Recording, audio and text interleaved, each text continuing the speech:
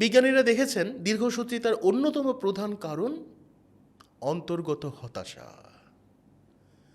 যে জীবনে কিছুই করার নাই, কিছুই পাবার নেই, কিছুই দেবার নেই, অথবা আমি কেন এমন হলাম, বা সবাই আমার সাথে কেন প্রতারণা করে, আমার প্রাপ্য থেকে কেন আমাকে বঞ্চিত করে, এই মনোভাব বা দৃষ্টিভঙ্গি।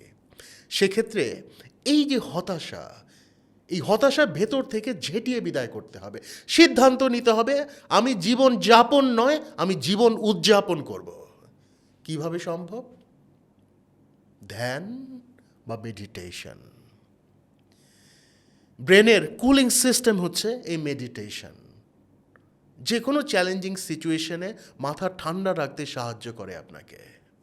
মাইন্ডের ক্লিনিং সিস্টেম হচ্ছে এই মেডিটেশন। অর্থাৎ দুঃখ, কষ্ট, হতাশা, ঘৃণা ইত্যাদি দিয়ে আমরা যে আমাদের মনটাকে ডাস্টবিন বানিয়ে ফেলি, মেডিটেশন এই মনটাকে পরিচ্ছন্ন করে। তবে একদিন করলাম, 2 দিন করলাম মেডিটেশন, এইভাবে হয় না। চর্চা করতে হবে আপনাকে নিয়মিত।